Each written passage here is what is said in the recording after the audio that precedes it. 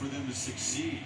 And they're 2-0, Chris, and they probably tell you they played their C game in the first 2 weeks, right? There is more offensively. Yeah, for sure. This defense will travel to Lambeau Field and take on the Packers in Week 3. And another divisional game, they got Tampa at home. But all these Saints players on the defensive side that we spoke to believe that they can be not just one of the elite defense, they think they can be the top defense in the league. It's a big statement, but they're pretty good through 2 games. They definitely have the components to do it in terms of their personnel. But look, they're going to go up against a quarterback who can heat it up with some nice playmakers with Jordan Love, Baker Mayfield playing some good football. Panthers guys, meanwhile, have a tough stretch.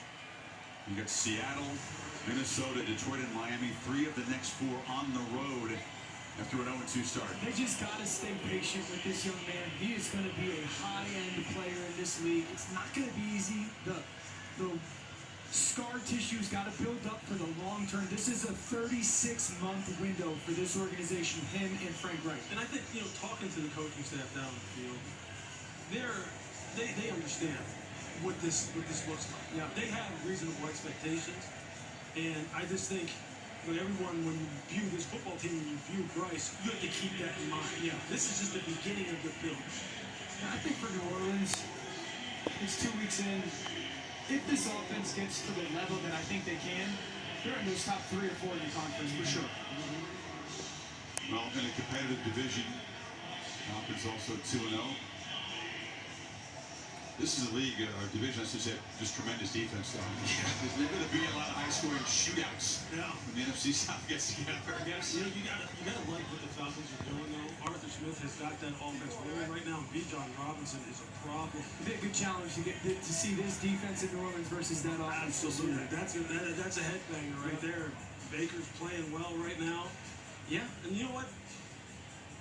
It's a continual grind. It's a marathon, not a sprint. Again, in September, a lot of these teams are working out some of the kinks. Most of these frontline players haven't played a lot of reps in game conditions. That's the trend in the NFL. Some coaches, I mean, you've heard Nick Sirianni say that maybe I needed to play my guys a little bit more so we can start a little bit faster as far as playing in the preseason. So that's the way it goes. Derek Carr was harassed and sacked 4 times in the first half. They kept him upright in the second half. Doesn't throw a touchdown pass, but has a couple of downfield plays, and he's with Laura. All right, thank you, Chris. Derek, we'll get to the offense, but that defense was a big reason why you decided to come to this team, why you wanted to be a Saint. How would you describe their dominance tonight? They do a great job, and I'm just proud of them. Glad that I'm on their team. Like we talked about, they're a big reason why I decided to come here. And like I said in the production meeting, I don't have to be perfect for us to win, and I definitely wasn't in the first half. What changed in the second half for you? We talked about some things. I told RC and Pete, I'm going to play better. I just need to play better, clean it all up, and we're going to win this game, and we were able to do that. How much of a spark was the one-handed catch by Chris Olave? What did you think when you saw him make that catch? It was huge. He's been doing it all off-season, all training camp, and week 2, big-time play. We needed it on that crucial drive on a big-time down for us, and he made a great play, but he's been doing that, so that's the expectation. You told us that you want to win for this city. You're 2-0. What type of step toward doing that did you do tonight? Well, we're 2-0, and that was the goal coming in is, be 1-0 this week. We did that. Now we got a short week to get ready for the next one, and it's going to be another tough game for us, but excited for it, but I'm excited for our city. I'm excited for New Orleans. It hasn't been pretty yet. We have a lot to clean up, but we're 2-0, and we feel like we haven't played that well yet, and so it's a good feeling. Thanks, Derek. Yeah, appreciate it.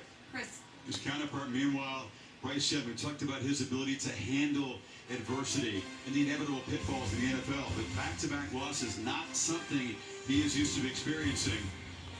See if this quarterback and this offense can regroup, but it's the Saints on top in Carolina and sitting at 2-0. Olave made the play to spark them in the second half. For Laura and Lewis and Dan, Chris Bowers saying so long from Charlotte. Sending you now to Scott Van Pelt. Scotty. Chris, thanks so much. Saints spoil the Panthers home opener 20-17 in the final. We will visit with Chris Olave, who provided that big spark.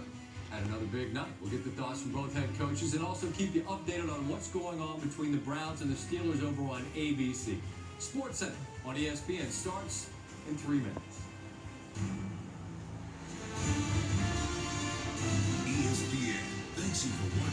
presentation of the National Football League.